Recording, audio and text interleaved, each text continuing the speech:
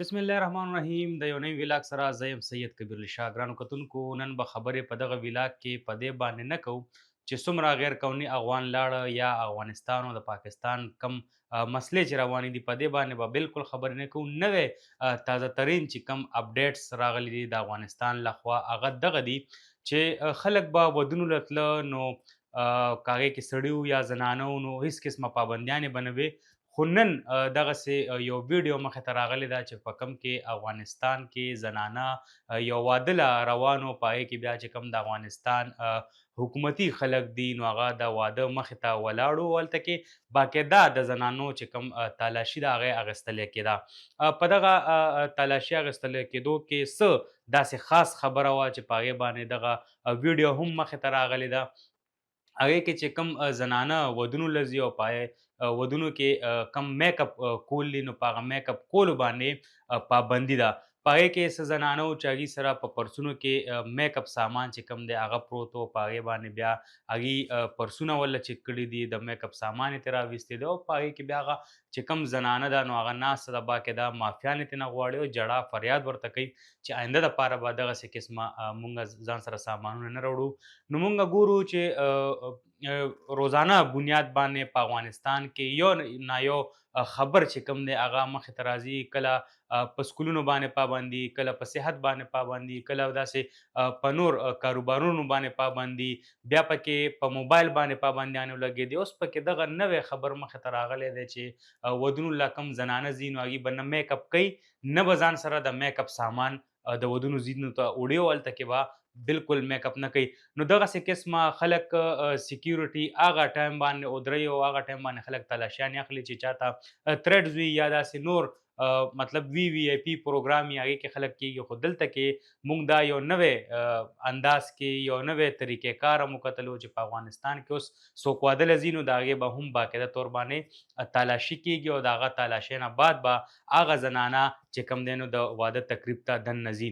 خو دلته کې د افسوس خبره دا ده چې هغه سړی د زنانه تالاشي کوي چې کم د اسلام خبرې کوي، کم د اسلام د طریقې کار خبرې کوي نو هغه باقاعده طور باندې د زنانه تالاشي اخیستلی کېږي او هغې تالاشي اخلي. په کار خو دغه ده چې بیا د دې دومره یو ښه اقدام اوچتولو یا یو ښه کار کولو لپاره دوی له هم پکار دي چې ځان سره یې داسې سیکیورټي خلک ساتلی وی چې فیمیل لپاره فیمیل وي او میل لپاره میل وي. خو دلته کې مونږ ګورو چې دغه پخپله باندې چې کوم دا غزي حکومتي چارواکي دي هغوی پخپله باندې تالاشي کوي او د هغوی بیګونه چک کوي. ځکه تاسو وګورئ چې داسې ډېر مطلب د ضرورت سامان به د زنانه چې هغه په دغه پرس کې پروت وي.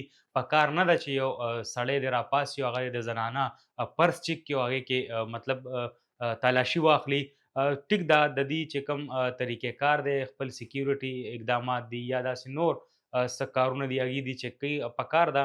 خو لکه دغسې قسمه دې دپاره بیا پوره یو پراپر طریقې کار پکار و چې دغه یې کړی وی. بیا په دغه ویډیو کې تاسو ګورئ چې دغه زنانه ورته ناسته ده او باقاعده طور باندې ترېنه معافیانې غواړي چې آینده به نه کېږي. اوس نه پوهېږو چې د دغه زنانه سره به کېږي څه، د دې لایعمل به سي او د دې طریقې کار به سي. دې نه یو څو ورځې وړاندې که مونږ خبره وکړو نو یو استاذه وه فیمیل چې هغې خپل آنلاین فری کلاسز خپل سټوډنټانو ته غشته او بیا هغه هم ګیره کړلی شوی و. په هغې باندې هم باقاعده طور باندې چې کوم سزا وه هغې ورته کړې وه او باقاعده طور باندې په یو ګراونډ کې کېنولې وه، کوړې یې ورکړې وې د ټولو مخامخ. نو دغه هم مطلب که مونږ وګورو نو دې کې هم څه بده خبره نه وه ځکه چې تعلیم یې ورکولو، د علم رڼا یې خوروله نو په هغې باندې هم سزا وکړه. اوس نه پوهېږو چې د دغه کم فیمیل لا چې د میک اپ سامان یې ورسره ګیر کړی دې ته به کومه سزا ورکوي یا د دې به څه پروسس وي.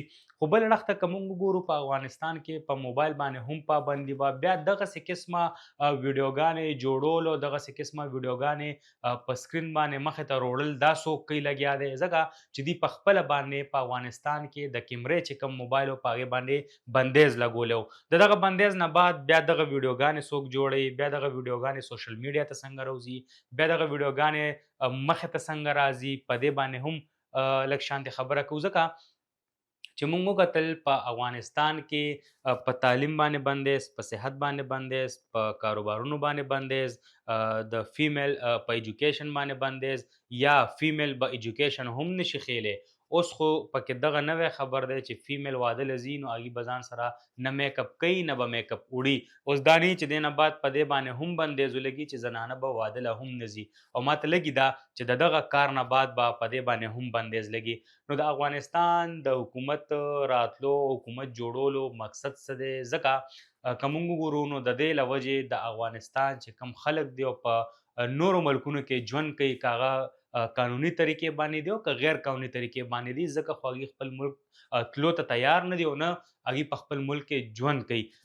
زه هغه خلکو ته وایم چې کوم خلک بیا دغسې قسمه کمنټس کوي چې زموږ په افغانستان کې امن هم شته، زموږ په افغانستان کې کاروبار هم شته، زموږ په افغانستان کې تعلیم او صحت هر څه شته دی. نو دغه ویلاګ د هغه خلک وګورئ چې کوم خلکو په موږ باندې تنقید کولو او موږ ته به یې ویل چې تاسو هسې لګیا یې او خبرې کوئ او زموږ افغانستان بالکل ټیک دی او زموږ په افغانستان کې هر څه شته دی.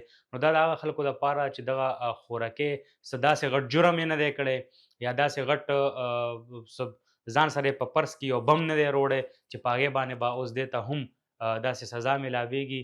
ګورو انتظار کوو چې د دغه کم فیمیل له دې سره به څه کېږي. در نیکسټ ویلاګ پورې ماله او زما ټیم له راکړي اجازت. د لوی الله په امان.